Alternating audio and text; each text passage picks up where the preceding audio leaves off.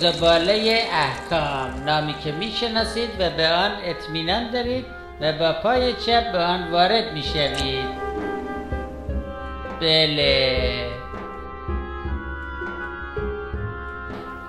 بسم الشیطان الرجیم. سلامی دوباره از یک زباله احکام دیگه. خب بریم سراغ سوالای شما. اولین سوال پیامکی رو بخونیم.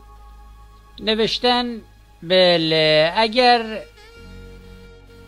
یک گوسفندی رو از کسی بردم، حالا ایشون نوشتن اینجا از قدیم بوده ظاهرا، یعنی شروع همون کار شیرین دل دزدی رو میگن.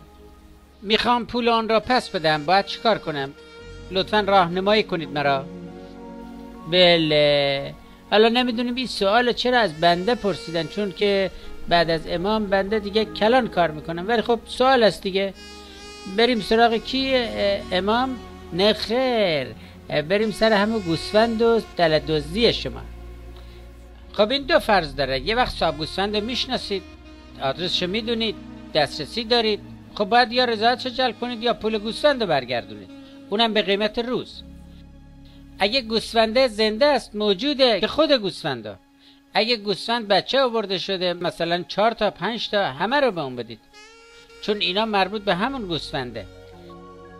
اگه نه میشناسید ولی امکان نداره، یعنی آبروریزی میشه، دعوا میشه، فتنه و فسادی پیش میاد، خب اینجا دیگه باید یه منقل دبشی آماده کنید و چند تا سیخ اساسی بزنید تو رگ. و بعدش چی میشه؟ بله، همین کار باید ادامه بدید، ایشالله کارتون بالا میگیره و چشم به هم بزنید تو صندلی وزارت نشستی. خب این از دل دزدی. بریم سر پیامک بعدی. نوشتن بله،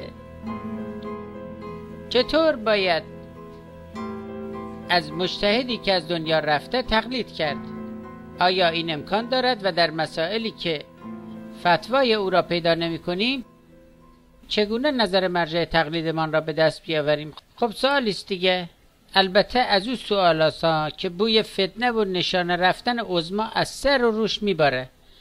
میگه مرجع تقلیدمون از دنیا رفته، الان حیات ندارد، ما هم مقلد او هستیم، یه سری مسائلی پیش میاد، نیاز داریم جوابش رو بدونیم ولی دسترسی به اون نداریم. خب عرض نکردم همه اینا را ردیف کرد، دنبال همه گفت که آخرش بگه عمود ولایت و عظمای ما یا آخوند دوزاریه و موندن به میت احوط به تقلید از ایشان.